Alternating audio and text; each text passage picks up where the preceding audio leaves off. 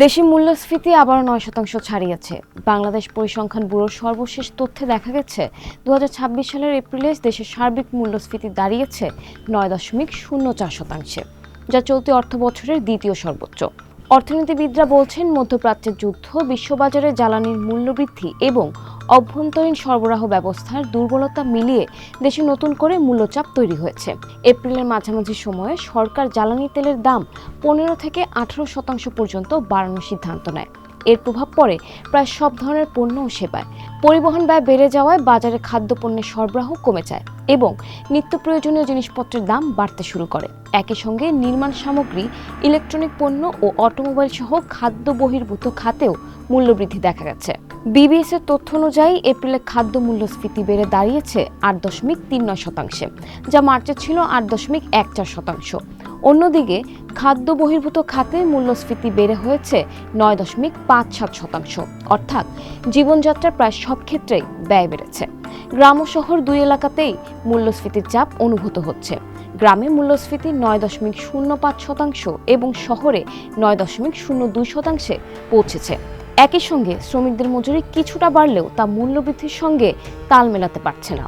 বাংলাদেশ ব্যাংকের সাম্প্রতিক inflation dynamics in Bangladesh প্রতিবেদনে বলা হয়েছে, ২০২৫-২৬ অর্থবছরের তৃতীয় প্রান্তিকে মূল্যস্ফীতি গড়ে ৮.৮% পৌঁছেছে। বিশেষ করে শাকসবজি, মশলা ও প্রোটিন ভিত্তিক খাদ্যপণ্যের দাম বৃদ্ধির কারণে খাদ্য মূল্যস্ফীতি বেড়েছে। তবে শুধু খাদ্য খাত নয়, জ্বালানি ও পরিবহন ব্যয়ও সামগ্রিক মূল্যচাপ বাড়াচ্ছে। অর্থনীতিবিদদের মতে, মূল্যস্ফীতির নিয়ন্ত্রণ শুধু মুদ্রানীতির মাধ্যমে সম্ভব নয়। ২০০-র বেশি সার্ভিস ও ফিচারে লেনদেনের সব বিকাশ অ্যাপে সম্ভব। ঢাকা বিশ্ববিদ্যালয়ের অর্থনীতি বিভাগের অধ্যাপক ডক্টর সেলিম রায়হান মনে করেন, সুদের হার নিয়ন্ত্রণের পাশাপাশি খাদ্য সরবরাহ ব্যবস্থা, আমদানি ব্যবস্থা, বাজার তদারকি এবং কৃষি উৎপাদনের দক্ষতা বাড়ানোর দিকেও সমান গুরুত্ব দিতে হবে। একই সঙ্গে নিম্ন ও মধ্যবিত্ত মানুষের জন্য সামাজিক সুরক্ষা কার্যক্রম জোরদার করা প্রয়োজন। আন্তর্জাতিক পরিস্থিতিও বাংলাদেশের মূল্যস্ফীতিকে আরও জটিল করে তুলছে। হরমুজ প্রণালীকে ঘিরে মধ্যপ্রাচ্যের অস্থিরতার কারণে বিশ্ববাজারে জ্বালানির দাম বাড়ছে। বিশ্বব্যাংক পূর্বাভাস দিয়েছে, ২০২৬ সালে আন্তর্জাতিক বাজারে তেলের দাম গড়ে ১৬% পর্যন্ত বাড়তে পারে। এতে জ্বালানি আমদানি নির্ভর দেশ হিসেবে বাংলাদেশের আমদানি ব্যয় আরও বাড়বে। আন্তর্জাতিক মুদ্রা তহবিলও সতর্ক করেছে, বৈশ্বিক জ্বালানি সংকট অব্যাহত থাকলে বিশ্বজুড়ে মূল্যস্ফীতি আরও বাড়তে পারে।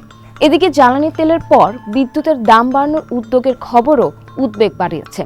বাংলাদেশ এনার্জি রেগুলেটরি কমিশনের সূত্র অনুযায়ী পাইকারি বিদ্যুতের দাম ১৭ থেকে ২১% পর্যন্ত বাড়ানোর প্রস্তাব এসেছে। অর্থনীতিবিদরা বলছেন, বিদ্যুতের দাম বাড়ানো হলে শিল্প, কৃষি ও পরিবহন খাতে নতুন ব্যয়চাপ তৈরি হবে, যা শেষ পর্যন্ত সাধারণ মানুষের জীবনযাত্রার ব্যয় আরও বাড়িয়ে দিবে। সব মিলিয়ে দেশের মূল্যস্ফীতি এখন শুধু অর্থনৈতিক সূচকের বিষয় নয়, এটি মানুষের দৈনন্দিন জীবন, খাদ্য নিরাপত্তা ও জীবনমানের সঙ্গে সরাসরি সম্পর্কিত একটি বড় সংকটে পরিণত হয়েছে। তাই মূল্যস্ফীতি নিয়ন্ত্রণে শুধু সুদের হার নয়, জ্বালানি সরবরাহ ব্যবস্থা, বাজার ব্যবস্থাপনা ও সামাজিক সুরক্ষাকে একসঙ্গে বিবেচনায় নিয়ে সমন্বিত নীতি গ্রহণের তাগিদ দিচ্ছেন বিশেষজ্ঞরা।